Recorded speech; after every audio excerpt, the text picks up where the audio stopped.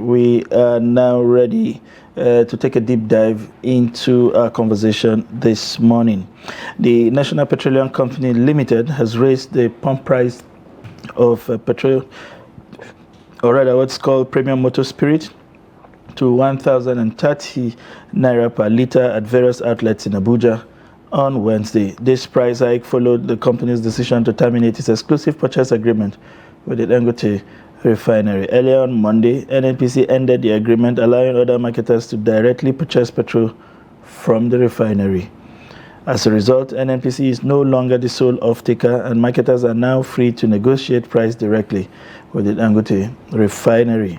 This shift aligns with the current practice of full deregulation of product, enabling refineries to sell to marketers on a willing buyer, a willing seller basis. Joining us via Zoom from Abeokuta is Olabode Sowunmi, CEO of Crabtree Limited and Chairman Energy Transition Study Group of Nigeria. Good morning, Mr. Olabode.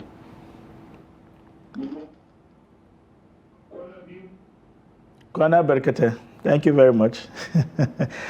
All right. Yesterday we saw new rounds of pump price increases. And I'm sure you followed the conversation the last time the NNPC had to review its pump price upon entering that sole purchase agreement with the Dangote refinery. It didn't seem like there was any kind of subsidy on that previous rate. They told us that on account of the volumes that they were buying, they were able to do some kind of bulk negotiation, and that brought the price. I haven't added other metrics to about 89 rather, or something in that region. Why are we seeing a new rounds of price increase? Simply because they discontinued the agreement with Dangote to be sole suppliers of this product. Okay, thank you for the question. So there are some aspects of this, because like three questions in one. There are some aspects of this that we can analyze, but the fact of the matter still lies solely within NNPC. That's right. Now, it is when they said that they removed the subsidy and it came to about 800 that they were found that other day. But one of the parameters that was there that was in the naira to the dollar. So because oil, and in this case the finished product, is an international commodity, at least to the extent that we are not producing it locally, it means that the price is in USD. And once there is a fluctuation between the naira and the dollar, it also means that that price also fluctuates. That is one of the impacts of removing subsidy. So there's no certain cushion to do that. And keeping that stable is not really an energy issue. It's an economic issue. So it's the issues between the banks, the CBN, Ministry of Finance, and all that, and all the other various economic factors. That is the only thing to my mind that I see that affected the price. However, that may not be the reason why the price was increased. So that there's it to hear directly, so that we are not guessing. But that is a factor, because if you check the dollar at that time, it was about 1,500 or 450. Now it's at 110. So there's a difference in the rate. I would really go for that. All right, thank you for that. Now, but for the sake of educating our Nigerian listeners on this, people have the notion that because it's Dangote refinery now in the question, because we now have petrol being produced in the country, the dollar shouldn't affect it.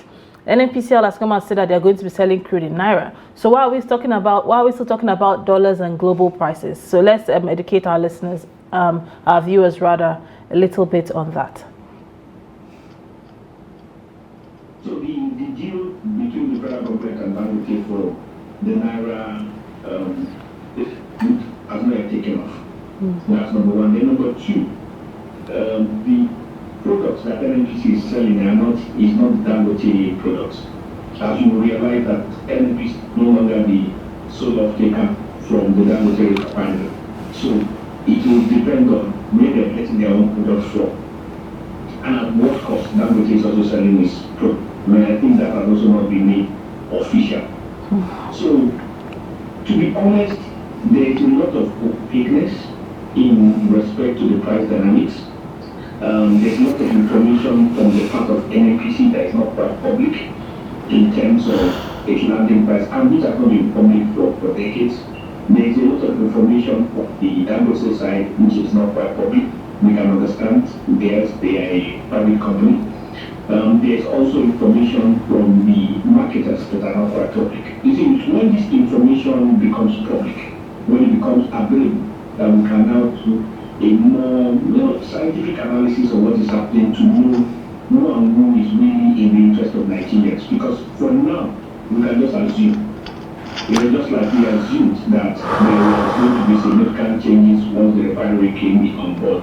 And when they came on board, they explained a little more about their time.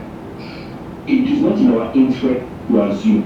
It's in our interest to get the fact, analyze the facts. We know where we stand, and then we can now decide what we want to do. But it's always better to decide in knowledge rather than assuming ignorance. I like the way you put those last words. But just to further deepen this conversation, do you think that those who hold the school of thought that because we are a crude producing nation, that in the final analysis we should see that should count for something? But this government is quick to always remind us of what crude prices are on the West Coast, and they make comparison with other nations, largely who are neither crude producers nor refiners. Don't you think that the huge reserves we have in this country should count for something in the final analysis when we come to determining how much should a Nigerian home or a person pay for a liter of fuel? You are perfectly right. It should count. But the reasons why it is not counting in the way that we're expecting it to count really has to do with our history. So, to begin with, the fact that you have crude oil does not necessarily translate to products. That must be understood. So it is the difference between river water or water and drinking water. Because the water that is coming in from the river still needs to be purified. It needs to go through a process. So they need to remove the things there. So the process of purification, technically, the purification, when we talk about it, is the refined process. And we all know that our refining process has issues. There are a number of factors to that, which is a totally different discussion. But the point I'm trying to raise there, when we're talking about these refining, the refined products and the crude oil, is that the potential is not the same thing as the final results. So we place a lot of emphasis on the potential, but we are not. It's not necessarily translating to the final results. And one of the factors is that over the last 2 decades, a lot of imperfections has happened in the industry, and it did not get attention until the last few months. Because in Nigeria, things can go rotten for a long time until there's spotlight on those things before things change. I think what has brought spotlight into the industry really was the coming on board of Dangote. We have when people started to ask more deep questions, but typically Nigerians tend to be in ignorance and not be happy. So because if you take the power sector, if you ask people, do you really know what is happening in the power sector why there is no electricity? They'll say, no, I don't care. I just want electricity. It sounds nice. It sounds soothing, but it's ignorant. And the fact that you don't know what is happening is why those things will continue to happen, because the place where light should shine upon so that there will be change, there is no light on it. And that's really what happens. So it's the same thing. Yes, we are a petroleum producing nation. Yes, it should have significant impact on the price that we buy petroleum products. But the factors and the areas where it should have impact are areas where we don't shine light on. And that is why it is not having the kind of impact that it is having. All right. Moving further, we from some of the signals we are getting with Israel prepping for a possible full-scale war with Iran. And we don't know what that whole dimension will look like, with the current development around the strikes in Lebanon.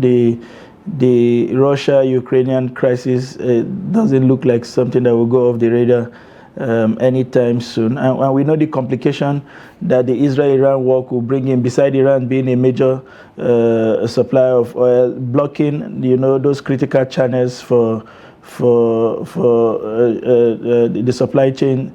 Global supply chain could also mean things skyrocketing. In fact, some foreign analysts have predicted 100 naira per barrel. If that happens, and by the way, we should prepare for the worst. If that happens, what is your prediction of what this whole situation can become with regards to local pump price in Nigeria?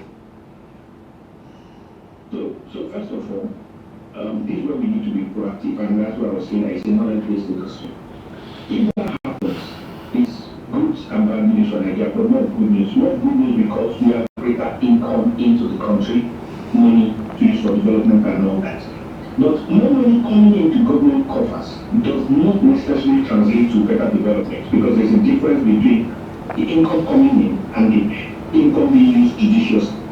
So when we expect something like this, based on various analysis, and this is where we now need to put pressure on the regulators, the government, to come up with a plan before that time arrives.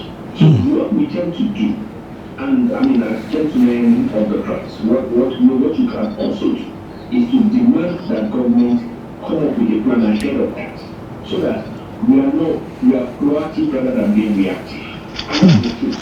Because if there's no pressure on the government, if there's no impact, if there's no push for them to have some kind of forward thinking, they will be bedeviled with the local politics, the price exchange, and the back and forth between Dangote and NNPC.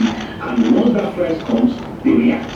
But if the people who are leading the narrative and who are leading the discussion from the low level of NNPC said this, Dangote said this, to this is the next level, we need plan from government, we need a blueprint that will happen in terms of this, we shift the narrative. It should be understood that one of the reasons why there was so much expectations from the Dangote refinery in terms of its ability to reduce price, we did not achieve that, was because the reportage on the industry led people to believe that. It was just the reporting, which means that the reporting was not too fact-based and may have been biased. So when the facts of the matter came to the ground, people were hit with a different reality.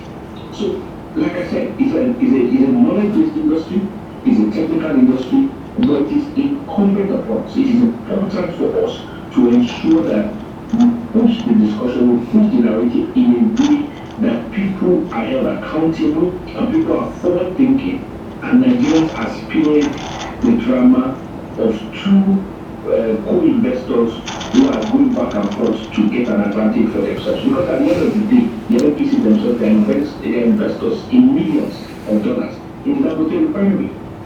It's what is of interest to both parties that they are fighting with. That does not really mean it's of interest to Nigerians. All right. Just quickly before, to enable us make good use of our time, we need to start discussing solution. And one of the solutions the government have put on the ground is CNG. But we are not seeing the kind of ramping up to scale that we should see because of the near zero infrastructure on ground. There is also the cost of onboarding, which does appear really very expensive, in the threshold of 1 million to about 1.5 million naira. What's your view with regards to how quick we can ramp up capacity in terms of adopting CNG and really cutting down the cost of energy? So there's a presidential CNG committee, there's a presidential committee, and that's one of their responsibilities. I think they have not yet given feedback to Nigerians since they set up. So it doesn't just become another potential thing. People need to ask them questions. I mean, you have your initiative of the presidency. You can report directly to the presidency. You have funds available to you. You have access to an NPC. You have access to foreign governments. You are expected to come up with a blueprint. What can you do? I mean, what can you do? Those to be asked. It's not enough to say that there is no infrastructure. Of course, there isn't infrastructure, and that's why they put them there in the first place. So there are certain solutions or certain initiatives that are meant to bring solutions. Let us put pressure on those things to work. Now that's just the truth. We can analyze this, we can say CNG will bring the solution, we can say we hope it will. But if it is really about the solutions, those initiatives that are set up, that are not as public, that are not as popular, but which are meant to achieve those things, we should put it there. We need to put it the presidential committee on change in terms of what have they done so far, what are their plans, are they planning to raise money, what are their plans for infrastructure. Gas is not like we have enough gas, so we have to have plans for upstream gas. In other words, they have to have plans for people that are going to produce gas that will go for CNG, gas that will go for LPG, that's cooking gas that will go to the AKT pipeline when it is constructed. There's a lot of gas that we need. Yet we're a gas nation, just like we're a crude nation. We have more gas than crude, but the gas still need to be explored. So there are a lot of things that are on ground that they need to ask them. And rather than being let us be proactive, so that's committee. It's important that we ask them some very critical questions. All right. Thank you very much. We've been talking to Mr. Sowunmi Olabode, who holds his first degree in engineering physics, by the way, just to add context to that name. Thank you very much for the enlightenment and the perspective that you bring to this conversation. Thank you very much, sir. Always a pleasure. Thank you. And do have a great day ahead. That's the much that time would allow us to take on that conversation segment with regards to the price of PMS and the alternatives available for Nigerians.